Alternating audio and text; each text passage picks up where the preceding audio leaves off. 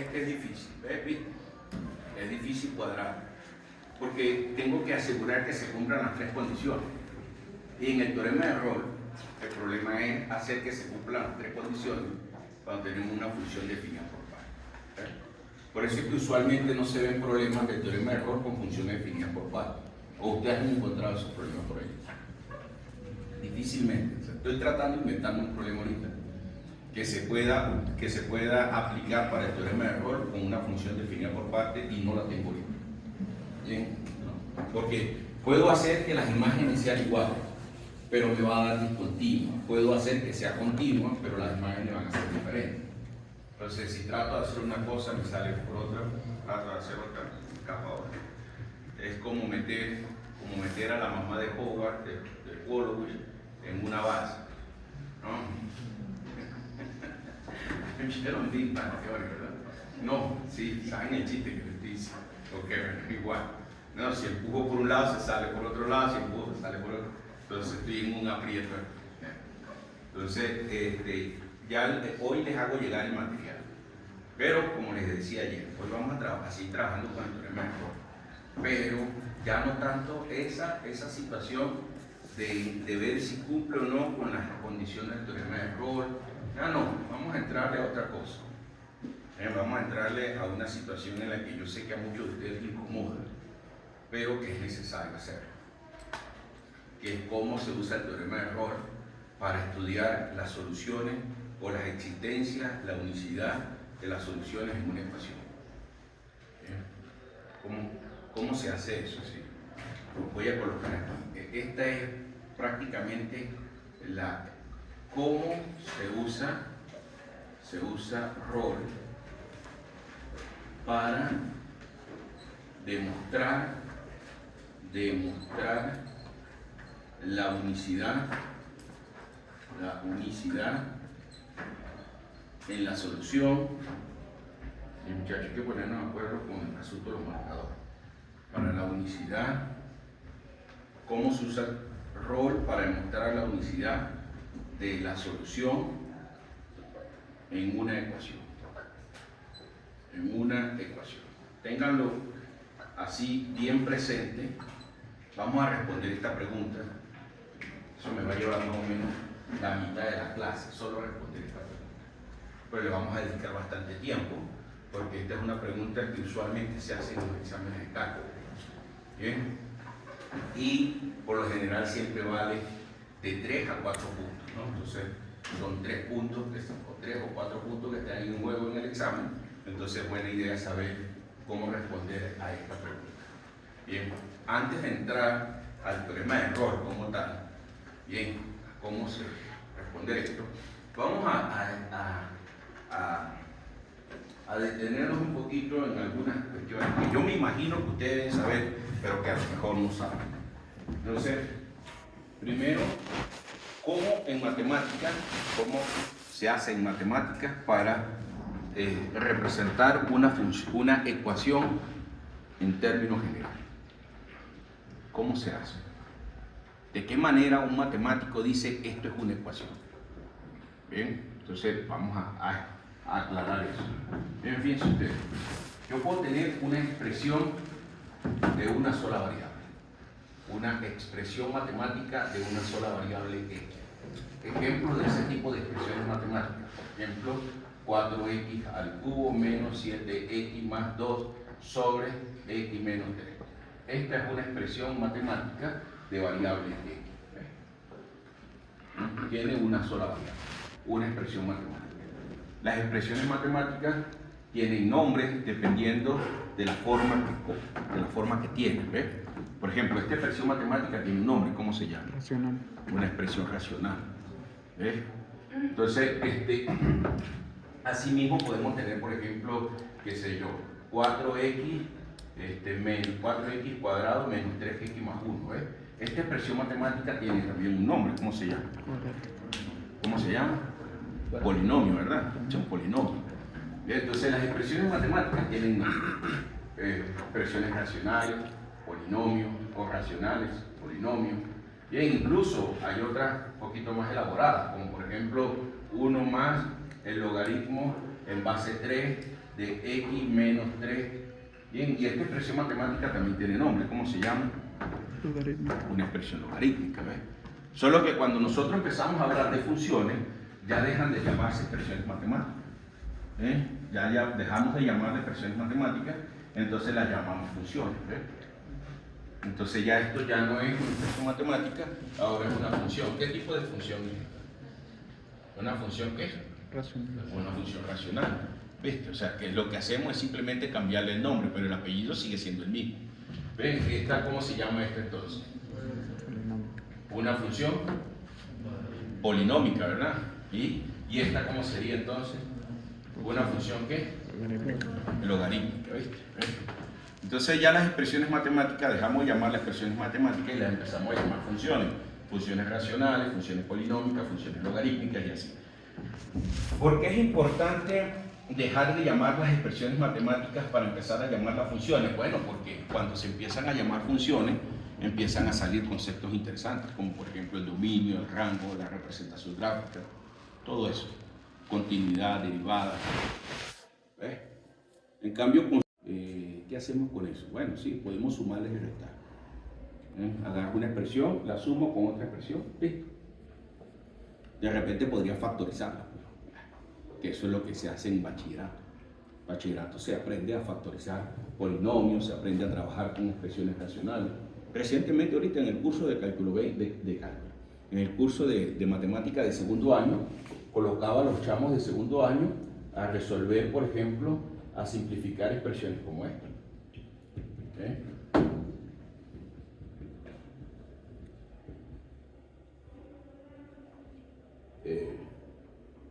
Y así, no sé, me inventaba cualquier cosa y le llevaba esa vaina a su muchacho.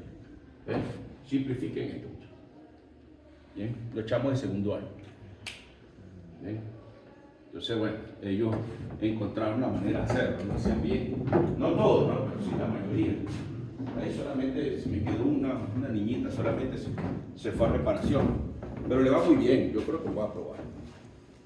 Pero sí, y esto es lo que hacemos en bachillerato. En bachillerato aprendemos a simplificar expresiones de este tipo. Aquí en la universidad también, ¿se acuerdan? Cálculo 10. Bueno, todavía hay personas aquí que si los pongo a simplificar esta vaina en el examen ahorita del 20 a lo mejor se asustan, ¿verdad? Pero no, tranquilo, eso ya pasó. O sea, esa pesadilla ya pasó, ¿no? Respiren, tranquilo, ¿no? Eso no los va a poner en esa situación, ¿no? Ya aprobaron cálculo 10, dile gracias a Dios. Muy bien, o sea, estamos en el 20. Lo cierto es que ese tipo de cosas nosotros las trabajamos así. Ahora no, ahora las llamamos funciones, trabajamos con funciones. Pero todo este cuento, ¿para qué? Todo este cuento viene a que cuando yo tengo una expresión matemática de una sola variable, si yo agarro esa expresión matemática y la comparo con 0, la transformo en una ¿qué? Una ecuación. Si yo agarro una expresión matemática y la comparo con 0, la transformo en una ecuación. Y la ecuación también va a tener el nombre en dependencia de la expresión matemática. Si yo agarro y comparo esta expresión con 0, tengo una ecuación racional. Si agarro esto y lo comparo con 0, tengo una ecuación polinómica. Y si agarro esto y lo comparo con 0, tengo una ecuación logarítmica. Ahora bien, hablemos de las soluciones de la ecuación. Soluciones de la ecuación. ¿Por qué quiero hablar de las soluciones de la ecuación? Por ejemplo, si ustedes no saben qué coño es la solución de una ecuación, entonces imagínense ustedes demostrar la unicidad. Yo les digo, vamos a demostrar la unicidad de la solución de una ecuación, pero ustedes saben lo que es la solución de una ecuación. No. Entonces, ¿cómo haces para demostrar la unicidad de algo que no sabes qué es? Es una locura. Por eso es que ustedes en este tipo de problemas, los que ya han visto este curso, saben que les estoy diciendo que lo que optan es de aprenderse los problemas de memoria, ligando las cifras. Los que han visto este curso saben que es así. Porque solamente logran resolver los que están hechos. Pero les coloco uno nuevo, inventan. Ay, Dios, Señor. No, profe, yo lo hice para ver cómo lo hiciste. Quita esa mierda, me va a dañar los ojos. Eso no sirve para nada, ni para meterle candela, porque no, capaz que ni agarra candela eso que usted hizo.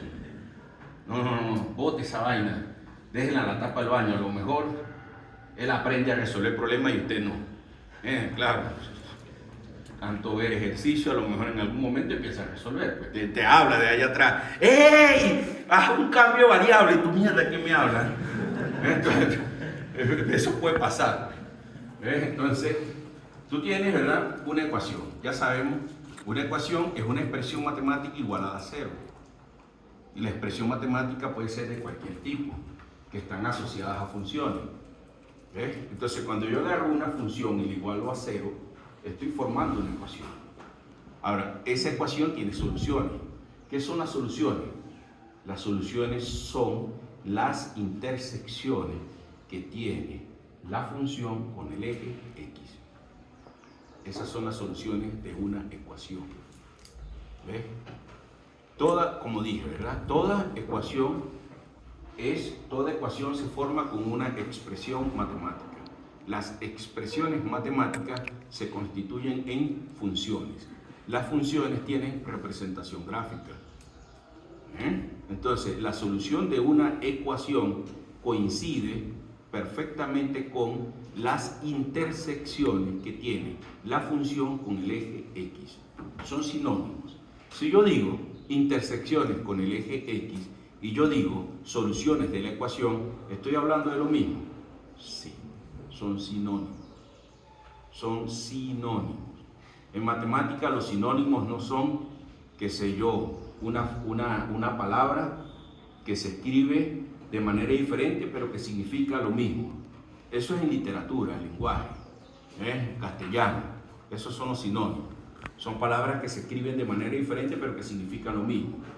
En matemática no son palabras, son frases, son expresiones, son frases, oraciones. Una oración que se dice o una expresión hablada que se dice de una manera y se dice de otra forma y estoy hablando exactamente de lo mismo.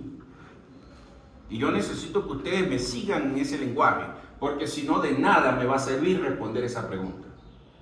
Yo a veces hasta pongo dudas si voy a explicar eso o no. Yo, ¿será que explico eso? No, mejor ni lo explico, porque total lo pregunto y nadie responde. Da igual, no importa, que investiguen eso en internet como sea, que lo aprendan a los carajazos, que crean ellos que se lo aprendieron y ya está listo. Lo importante es lo que ellos creen que saben, ya está. Pero no puedo, porque después no duermo tranquilo. Me paro con sobresalto en la madrugada. Ay, Dios mío, no expliqué esto. Entonces mi esposa se molesta, pues me quitas el sueño, ¿vale? Entonces, para evitarnos esos malos ratos, entonces yo prefiero explicar.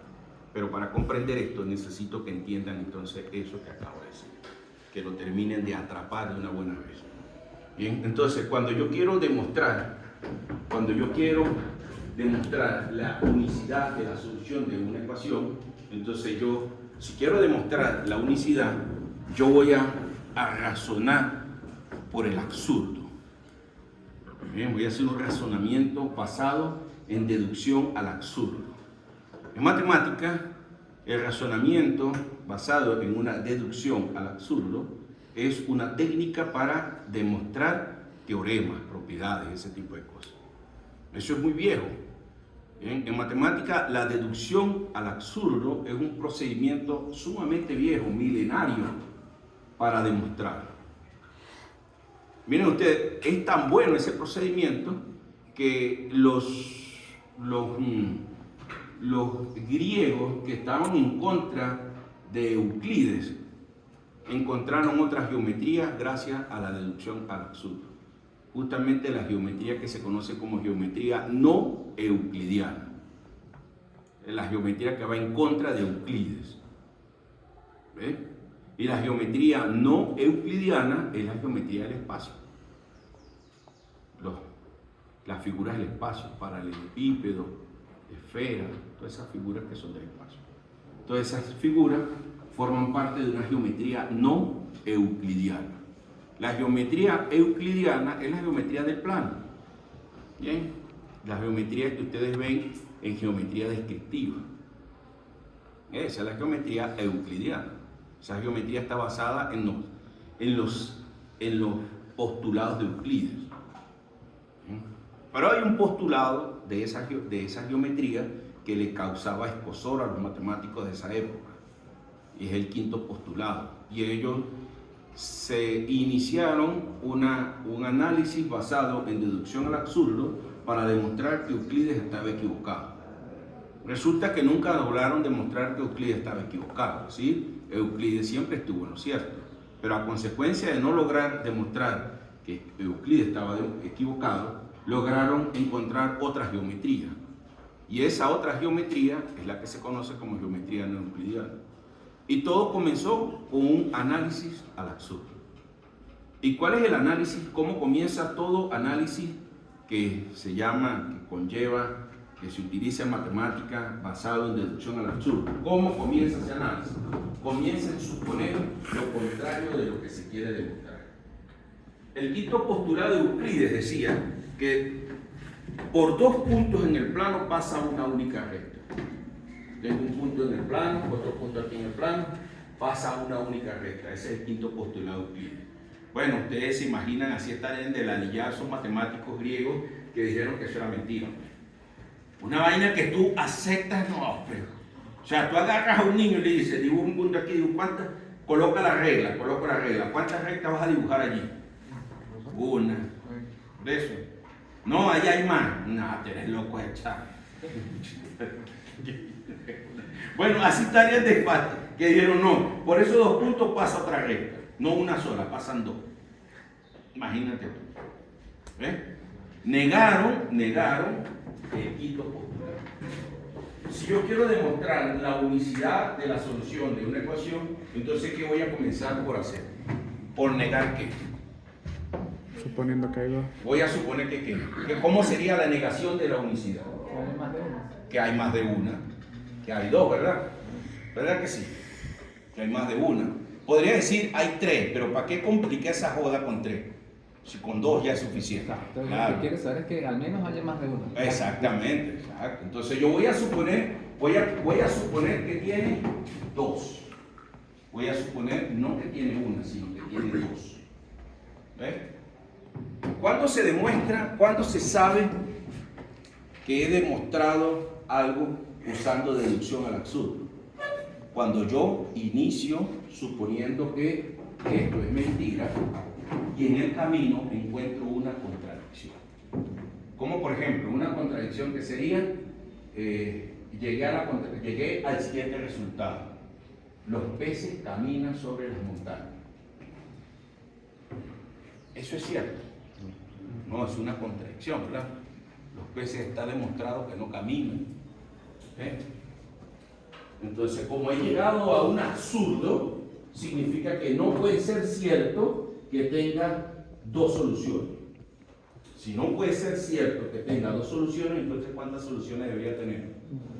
Listo, y he demostrado eso. ¿Ven? Así es simple. Eso es. Entonces yo comienzo suponiendo que tiene dos soluciones.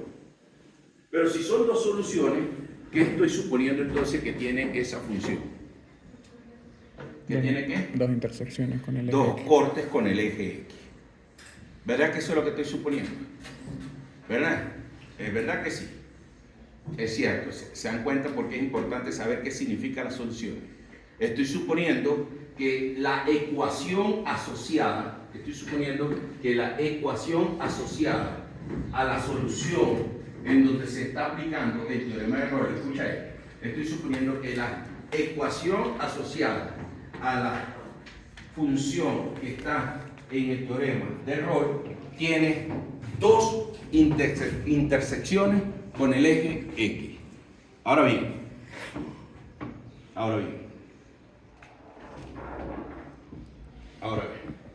el eje X, ¿verdad?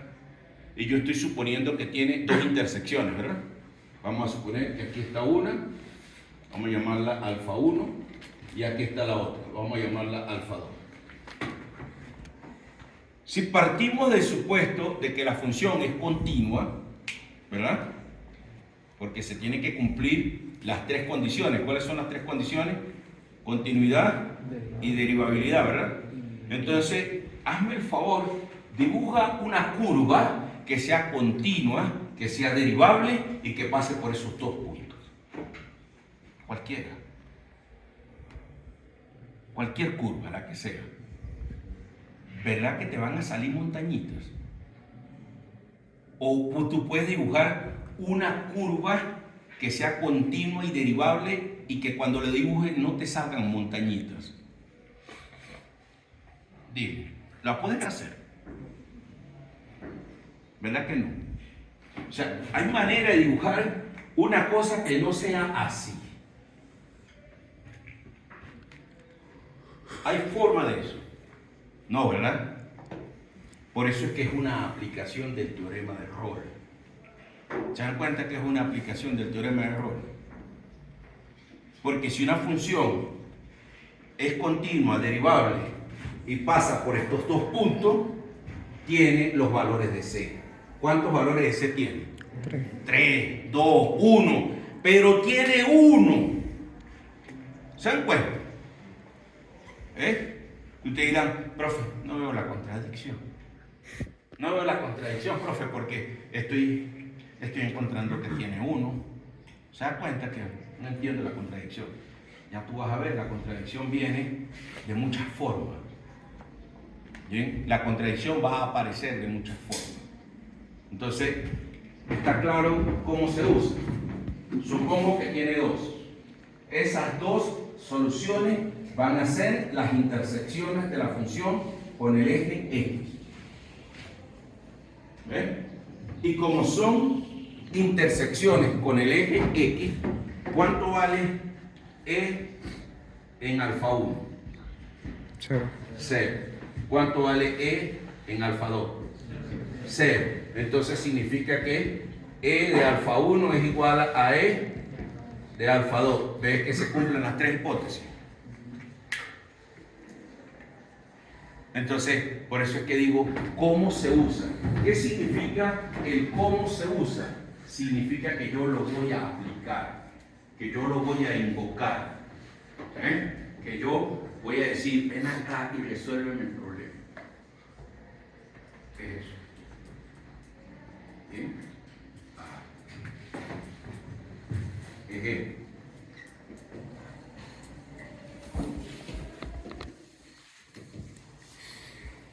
Demuestran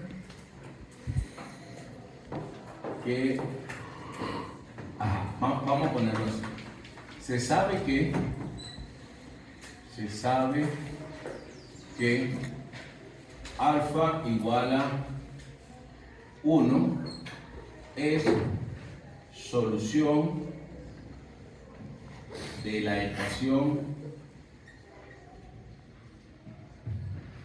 vamos a poner 3x al cubo menos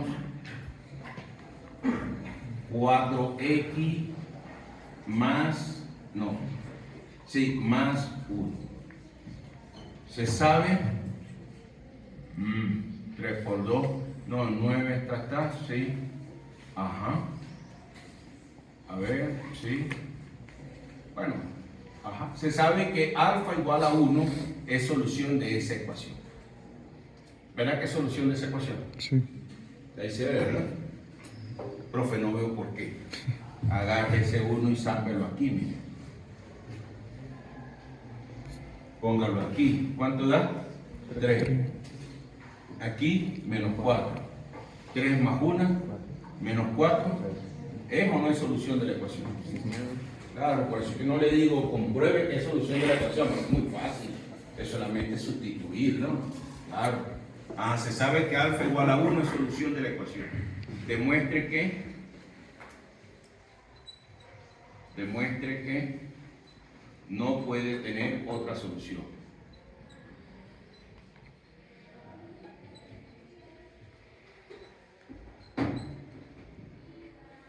Ajá.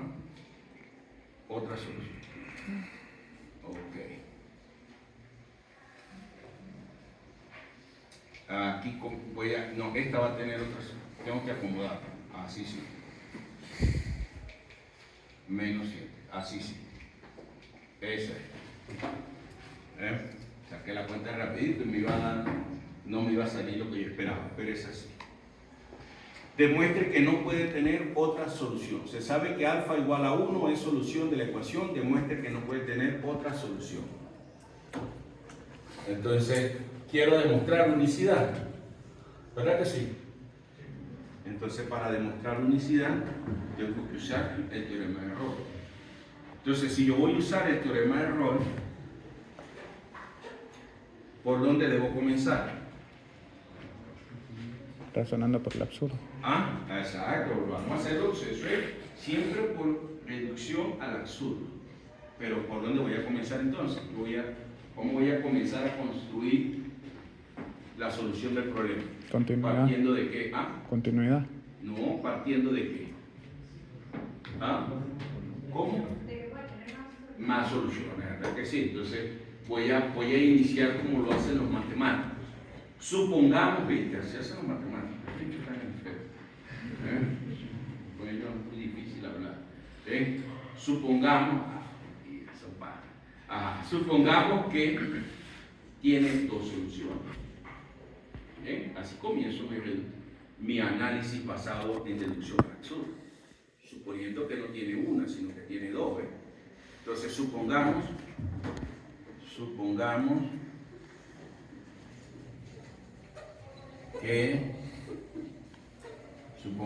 que tiene dos soluciones.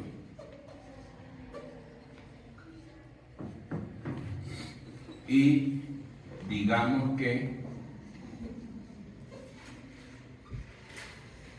son alfa igual a alfa sub 1 y alfa sub 2. Si quieren pueden poner esta. Si quieren. Alfa sub 1 es igual a 1 y alfa sub 2 no se sabe quién es. Si quieren lo pueden hacer sin ningún problema. No tiene nada. Pero no lo quiero resolver usando esto. Porque si les coloco otro problema en donde no le dé esto, ay, profe, pero es que usted el que resolvió tenía 1. Y ahora usted me puso 1, no había nada, chamo. Entonces, ¿ahora cómo hago yo? Bueno, chamo, y te lo quiero explicar. El proceso de solución es tan bueno que no depende de si te doy o no solución. Es tan bueno que no depende de eso. Simplemente partimos de que tiene dos soluciones y digamos que esas son las dos soluciones. Para poder aplicar el teorema de error, ¿qué necesito? ¿Qué necesito? No, pero continuidad y derivabilidad de quién. El intervalo de la función. No. La función. Necesito una función para poder aplicarle la continuidad y la derivabilidad, ¿verdad que sí? Ahora sí. No, le voy a aplicar la continuidad y derivabilidad a quién. No, a la función. Ellos no te dan función, ¿verdad que no?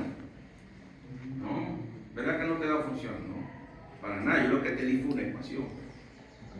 ¿Y qué otra cosa necesitas? Exactamente, para poder estudiar la continuidad y la derivabilidad en ese intervalo. ¿Qué sería la función en este caso? La ecuación, claro. ¿Ves? Es lo que les estoy diciendo aquí, ¿ves? Aquí está la función. Entonces, ¿quién es la función aquí?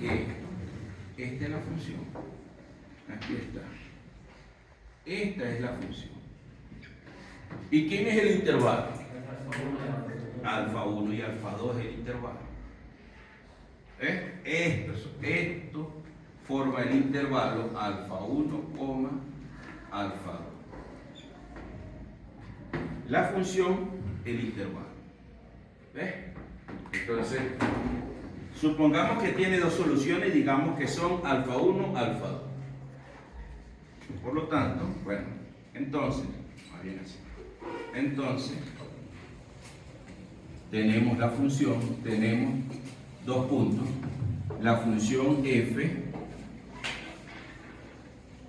de x igual a 3x cuadrado más 4x menos 7.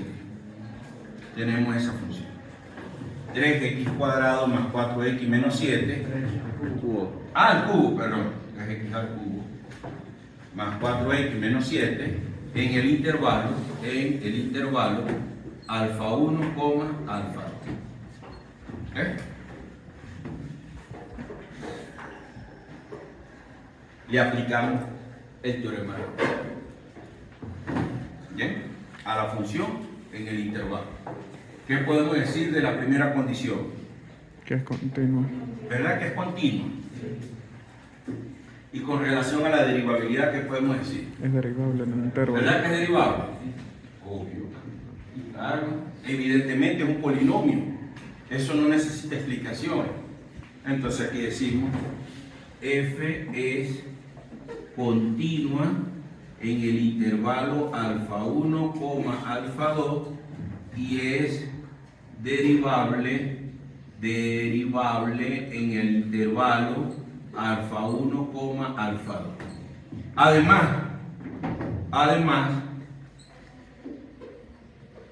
ahora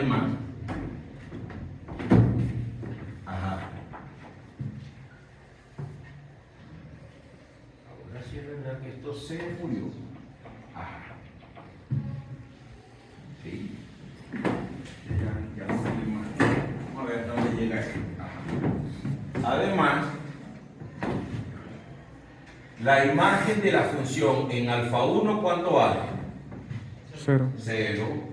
Y la imagen de la función en alfa 2, ¿cuánto vale? 0. 0, claro. Entonces aquí tengo que alfa 1, f evaluado en alfa 1 es igual a f evaluado en alfa 2. Se cumplen las tres hipótesis, ¿no? Sí. Ahí está. Se cumplen las tres hipótesis. Entonces, ¿eso qué significa? Entonces, por lo tanto, vamos a ver así, por el teorema de error, Existe C. existe C en el intervalo alfa 1, alfa 2, tal que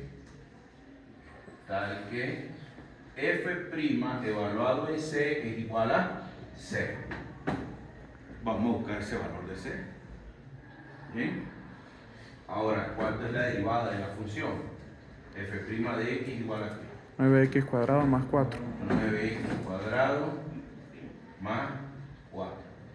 Ahora evaluamos eso en C. F' de C es igual a 9c cuadrado más 4. Y ahora esto lo igualamos a 0. ¿Ves? ¿Y qué encontramos?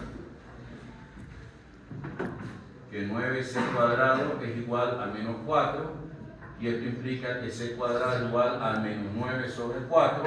Y entonces esto implica que c es igual a más o menos la raíz cuadrada de menos 9 entre 4. Ese valor de c existe. Menos 4 sobre 9. Menos 9. Menos 4 sobre 9. Ajá. Y ahora, ese valor de c existe. No. ¿Verdad que no? Entonces llegamos a una contradicción. C no es un número real. Llegamos a una contradicción. ¿Por qué llegamos a una contradicción? No, llegamos a una contradicción, pero ¿por qué llegamos a una contradicción? Porque cumpliendo las tres condiciones del teorema no conseguimos el valor de C. No lo estamos suponiendo. El teorema de error dice que existe y yo estoy encontrando que no existe. ¿Ven la contradicción? El teorema de error dice que existe, asegura su existencia, pero cuando yo lo estoy buscando, ¿existe ese número? No existe. ¿Es o no es una contradicción? Ahí está. ¿Ven? Llegamos a una contradicción. Entonces, así.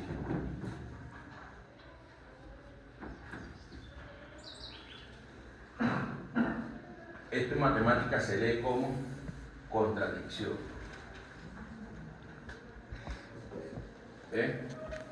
Llegamos a una contradicción. Lo que significa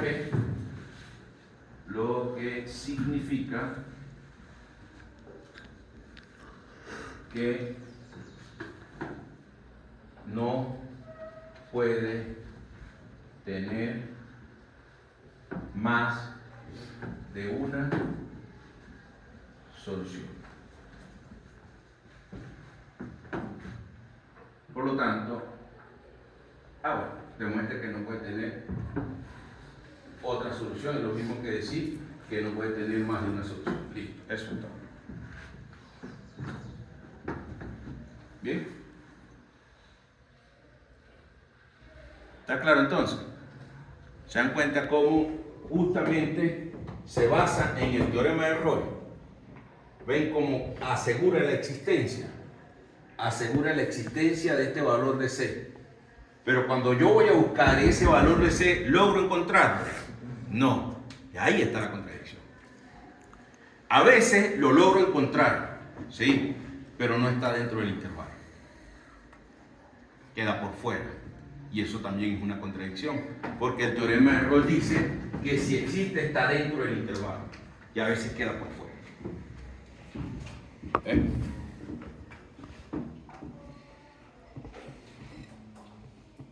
Así se demuestra la unicidad de cualquier ecuación que ustedes consigan donde se aplique el teorema de Roy. Es más, vayan a hacer una prueba aquí.